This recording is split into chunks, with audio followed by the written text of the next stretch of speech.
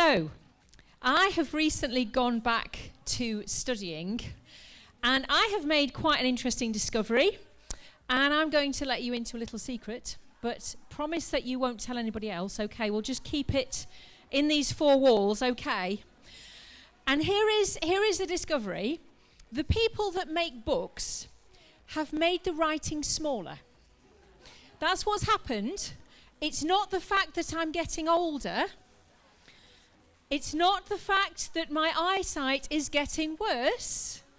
They are making the books, they are making the print smaller. Amen.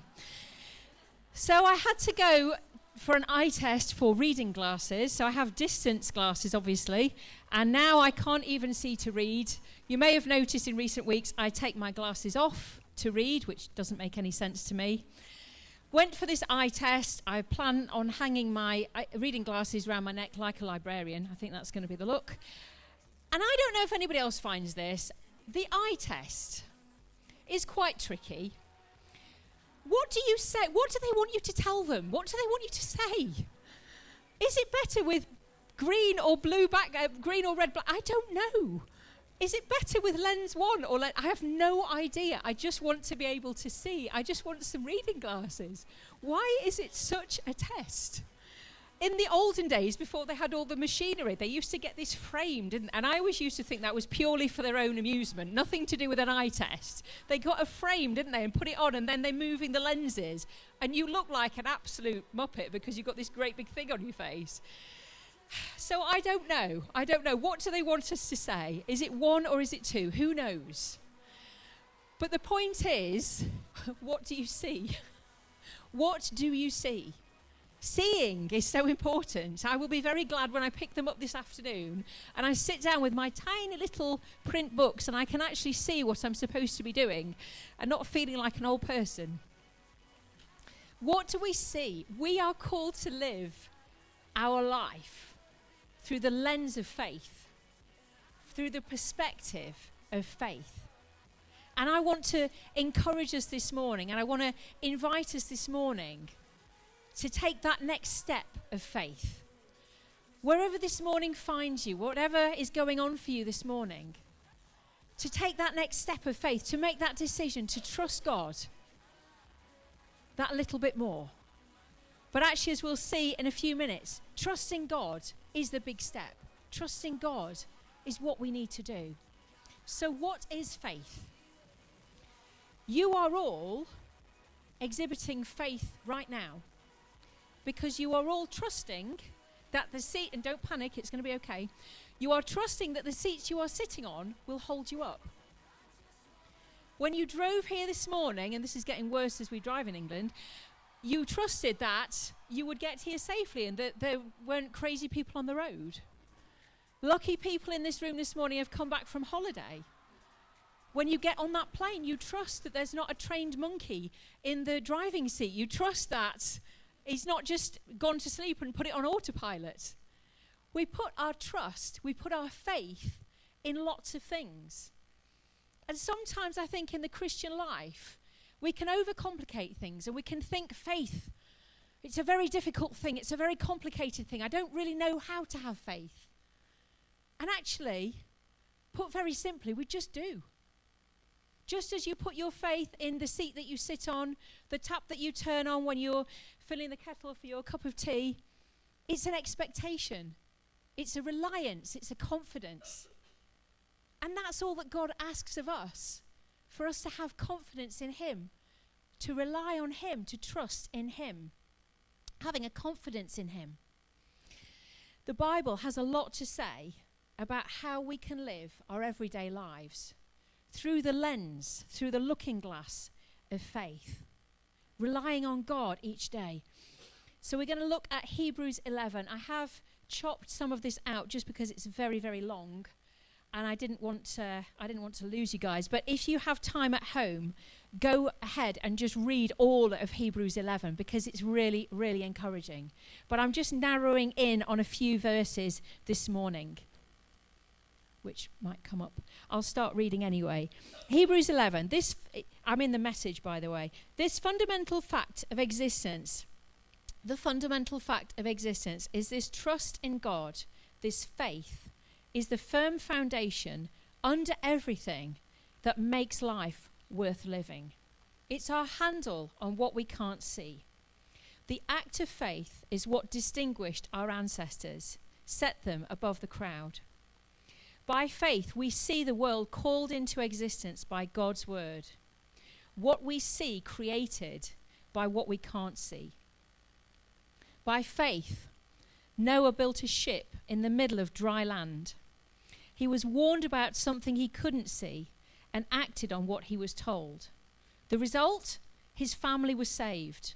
His act of faith drew a sharp line between the evil of the unbelieving world and the righteousness of the believing world. As a result, Noah became close with God. By an act of faith, Abraham said yes to God's call to travel to an unknown place that would become his home.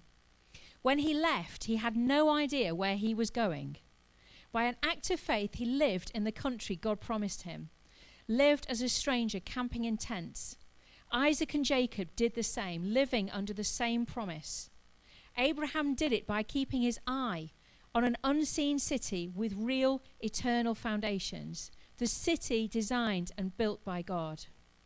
By faith, barren Sarah was able to become pregnant, old woman as she was at the time, because she believed the one who made a promise would do what he said. Each of these people of faith died, not yet having in hand what was promised, but still believing. How did they do it? They saw it way off in the distance, waved their greeting, and accepted the fact that they were transients in this world. I could go on, but I've run out of time. There are so many more: Gideon, Barak, Samson, Jephthah, David, Samuel, the prophets. Through acts of faith, they toppled kingdoms, made justice work, took the promises for themselves. They were protected from lions, fires, and sword thrusts, turned disadvantage to advantage, won battles, routed alien armies. Women received their loved ones back from the dead. There were those who under torture refused to give in and go free, preferring something better, resurrection. Others braved abuse and whips, and yes, chains and dungeons. We have stories of those who were stoned, sawed in two, murdered in cold blood. Stories of vagrants wandering the earth in animal skins, homeless, friendless, powerless. The world didn't deserve them, making their way as best they could on the cruel edges of this world. Not one of these people, even though their lives of faith were exemplary, got their hands on what was promised. God had a better plan for us, that their faith and our faith would come together to make one completed whole. Their lives of faith not complete apart from ours. What is faith? Faith makes a difference to your everyday. If you think you've had a bad week, read those verses again. It puts it in perspective. But the point of these verses is that we read many stories in the Bible of people who took great risks for faith because they trusted God, because they expected God to come through. And they suffered for their faith. Lot of description of that, because they trusted God, because they believed God. What do we learn from these verses? They show us what faith looks like. And it doesn't always have to be that dramatic, but it's the people of God living life knowing that God is on their side. And that makes all the difference. Whether you are facing an alien army, which sounds quite scary to me, or you're being threatened or being stoned, or you're going into work on a Monday morning and it's depressing and it's horrible, whatever challenges that you face, the good things that you experience in life, if we trust that God is fully on our side, makes all the difference. We see from these verses God turns up and gives concrete proof that he is real. One of the hardest things about being a Christian, one of the hardest things of trusting God, is we can't see him. It's so nice in life, isn't it? If you can see things, if you can touch them, you can feel them. It's solid, it's concrete. My senses can perceive it. But the realm of faith, doesn't work like that. The realm of faith has a different perspective. It has a different perspective on life. It says that there is more to life than what we can just see. And actually, that realm is so much more important even than what we see and physically experience here on earth, because it's the realm of God. It's where God lives. Let's think about some of these examples for a minute. Noah. And we can read, for some of us here, we've read these stories many, many times. For those of you who've been brought up in church, you're more familiar than I am with them. You've heard them in Sunday school and so on. It can be very easy to get used to these things. But Noah built a boat when there was absolutely no chance of a flood. It wasn't like living in England in these days where anywhere can flood, and probably will. And obviously, God bless those people in Spain. But he lived in a dry and dusty land. It did not look like it was going to rain. But he heard God, he believed God, and he built a boat. And it wasn't just a little boat, it was a very, very large boat. It was a very big job. It took a lot of time and effort. Imagine the faith that was required when day after day you are turning up to build this great big boat in the middle of the desert with no floods, no rain even. Absolutely, he must have felt like he was going crazy. And certainly people would have pointed that out, because people like to point out things like that, don't they? People like to tell us when they think that we're crazy. People like to let us know. But by faith, he built a boat when it didn't even look like he would need it.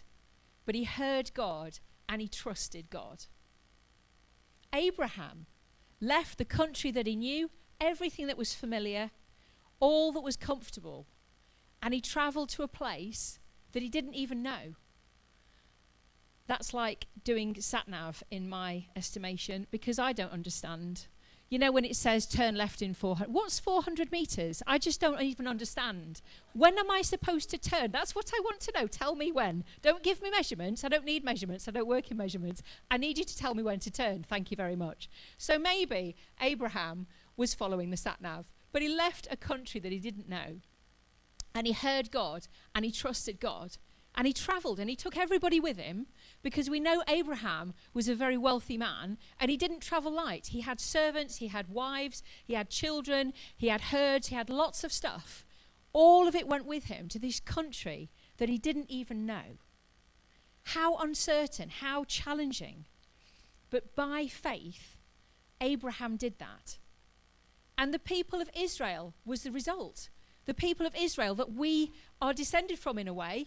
We're not all Jewish here, but we are engrafted on to the Jewish people. Read in the New Testament. Don't need to go into all the detail of that. But the people of Israel, the people of God, are people who changed the world, are people from whom the Saviour of the world came. The Jewish people came from Abraham's decision to go to a foreign land because he trusted God, because he had faith in God. And you know, the Christian life, this might be very obvious to some, isn't a bed of roses. It can be really challenging, and sometimes we have to build a boat when there is no chance of rain. And sometimes we have to go and travel and set off. That would absolutely do my head in. I like to know where I'm going. I like to know where I am going in 5 years to the day. I can't be doing with uncertainty. But sometimes in life, we have to set off because we've heard God and because we trust God. If you think that becoming a Christian means that life is going to be easier, let me tell you, it's not always the case. And I have nearly thrown shoes before and other objects at TV programs that I shan't mention that tell you that if you are a Christian, you are entitled to all the good stuff in life. You will have lots of money, you will have lots of comfort, you will never have anything difficult happen to you, nothing will ever go wrong.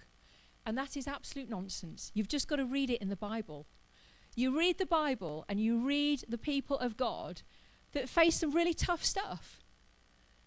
And it wasn't because they were doing something wrong, it was because they were doing something right.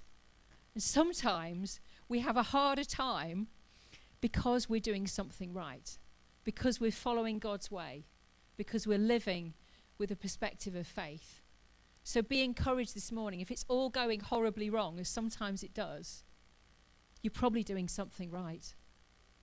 God knows, and God leads us where it is uncertain and where it is difficult. We don't become a Christian because everything is suddenly going to get easier and better. We become a Christian because we want God with us through the difficulties and through the storms of life. Faith underpins our lives and underpins all that we do. Faith keeps us going in hard times and in good times, knowing that God is with us and knowing that God is able to do amazing things, impossible things, whenever he wants to, when we ask him to. There's no limit to God. If we have faith in God, there is no limit to what he can do in our lives and in the lives of the people that we know and love, the lives of the people that we pray for. There is no limit to what God can do. How can we have confident trust in God? How can we have faith in God? A simple, childlike faith that sees him for who he is and makes a decision to focus on him and to trust him. I've got my sermon illustrations coming round, thank you, in a very glamorous bag with my glamorous assistant. I want to tell you today, we're demystifying faith. You're exhibiting faith right now by sitting on this chair and trusting that the chair will hold you up. I want to tell you as well that faith doesn't need to be big. I'm handing out some pots of mustard seeds. We're not going to open them because they might irritate people's eyes and skin. And I haven't got enough money to be sued. But these are mustard seeds. And we read about the mustard seed in the New Testament. Jesus talks about faith as small as a mustard seed. As you just hand the jars round, just look how small they are. Jesus said, faith doesn't need to be big. Jesus said we only need to have faith as small as a mustard seed. Matthew 17, verses 20 to 21. Truly I tell you, says Jesus, if you have faith as small as a mustard seed, you can say to this mountain, move from here to there, and it will move. Nothing will be impossible for you. It'll come round to you in a minute, but they are very, very tiny. And maybe this morning, you look at those mustard seeds and you think, that is how big my faith is.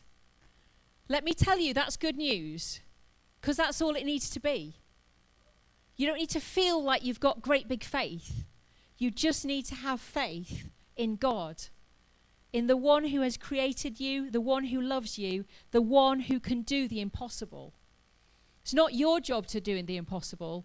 It's God's job to do the impossible. And if you have faith as small as a mustard seed, you can say from this mount, you can say to this mountain, you can say to the difficulties and the challenges in your life, go from here to there, and he will move them. You don't need to feel like you've got a lot of faith. You just need to have faith in the right one. Faith in God. It's not just choosing to believe in God, believing that he exists, but it's having that practical reliance on him. It's not about the amount of faith we have. It's the fact that we have faith in God and in the fact of God's endless, unmeasurable power. The power of God is available to even those of us who have the smallest amount of faith. Doesn't matter how big your faith is. Doesn't matter how much you feel like you've got faith. That can depend on whether you've had a good night's sleep, whether, like me, you've had 4 cups of coffee, whether you are having a good time in life at the minute, whether life is easy or not. That can affect how much faith you feel you have. But actually, you only need a small amount, because it's all about God at the end of the day. It's not about us. As long as we have faith in God, God can do the impossible in our lives. Remember, it's not your job to do the impossible. It's God's job to do the impossible. But when you put your small little mustard seed of faith in him, he can make all the difference. Doesn't matter how you feel, that comes and goes. Faith, like so many things in life, comes down to choice a lot. It's really nice, it's really easy when we're singing, we're in church, or we're watching something on the TV, watching my favourite God TV, or listening to something, or praying with friends or whatever, and you feel great and you feel full of faith. It's brilliant. Love it. But it doesn't always happen. And we still make that decision. We still make that choice. Noah, when he was halfway through building that giant ship in the middle of the desert, not every day will he have felt, whoo, I feel full of faith today. Woohoo! What am I going to do today? I'm going to build a boat again. I'm going to build a boat again. Day 100, 200, 300. He might not have always felt like it, but he made the decision. He had that mustard seed of faith, and God did amazing things with it. So just think about that mustard seed next time you're feeling down on yourself, feeling like you don't have much faith. Remember, you've just got to put faith in the right person, the person of God. And thirdly, coming back to my guy with his magnifying glass, maybe that's what I should do, just not bother with the opticians, just get a big magnifying glass. It'd be a lot easier. What do you see? What do you see? What do you see when you look at your life? What do you see when you look at the situations that you face? Whether those are good situations or whether those are challenging situations. What do you see? Seeing through the eyes of faith. There's a story in the Old Testament about a prophet, spokesman for God, called Elisha. And what happened when he was under threat from his enemy. This is 2 Kings chapter 6, When the servant of the man of God got up and went out early the next morning, an army of horses and chariots had surrounded the city. I think this is probably, may have been different words in the original Hebrew. Oh no, my lord, what shall we do? The servant asked. I think he might have been a bit more worried than that. Do not be afraid, the prophet answered. Those who are with us are more than those who are with them. And Elisha prayed, open his eyes, Lord, so that he may see. The Lord opened the servant's eyes, and he looked, and he saw the hills full of horses and chariots of fire all round Elisha. What do you see? Lord, open his eyes so he may see. So often in life, maybe in your situation today, things look a certain way. Things appear to be a certain way. But you need to factor God into the equation. The city was surrounded by horses and chariots. If that was me, I wouldn't be saying, oh no, Lord, what shall we do? I would be going, I won't scream. What on earth are we going to do? We are surrounded. This looks absolutely hopeless. We are here in the middle of these horses and chariots. We are totally sunk. Everything is lost. We might as well just go home now. Let's just forget this. It looked absolutely hopeless. And Elisha prayed and said, show him really what's going on. And God was all around. The army of God was all around. And in your situation today, it looks one way, but don't forget that God is there in the mix. God is there in the midst of it. Lord, open all of our eyes so that we can see what you are doing, so that we can see that you surround us and that you go before us and that you are going to do what only you can do. And of course, in that, if you read the rest of that story in the Old Testament, they experience a great victory because God was with them. What do you see? It's so easy to see only what we see with our eyes, but we need to see with the eyes of faith and see the spiritual side of life. God is always with us. We're not on our own. Through the circumstances we face, might seem impossible and uncertain, God is with us. And he is making a way, even as I speak. Even as you're listening to this message, you might be surrounded like that city. But if you can just see with the eyes of faith, there's a whole heavenly host around your situation. There's God working in your situation. You just have to have faith. Remember, that doesn't need to be big, sparkly, bold faith that everybody can see and hear. It's the mustard seed because it's looking at God and it's trusting God. As I finish, I want us to just read, I'm copying from Sean a few weeks ago, I hope you don't mind, a few statements about faith. And I'm going to read them out, and then we shall read them together because, they're up on the screen. Hey, look, that's an optician's test right there. Is that better with lens 1 or 2? Can you see better with a background of red or green? It's all a test. I'll read this, and then we'll read it together. What is faith? I have stolen this from somebody else. Don't be impressed. These aren't my words. Faith is the acknowledging of God when all seems lost.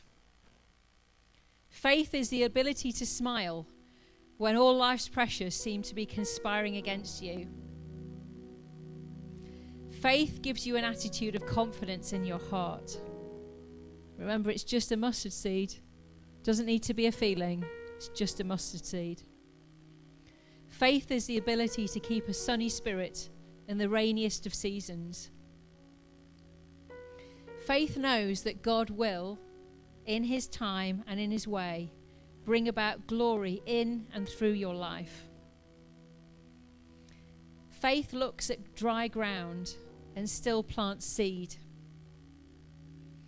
Faith looks into every life and sees its potential.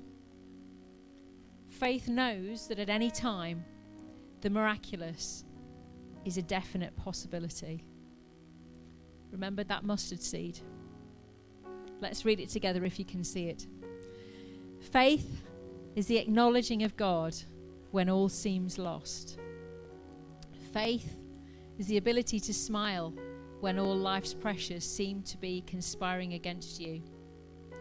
Faith gives you an attitude of confidence in your heart.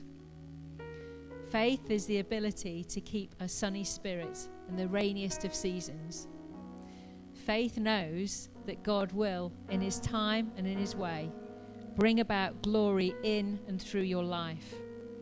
Faith looks at dry ground and still plants seed. Faith looks into every life and sees its potential. Faith knows that at any time, the miraculous is a definite possibility.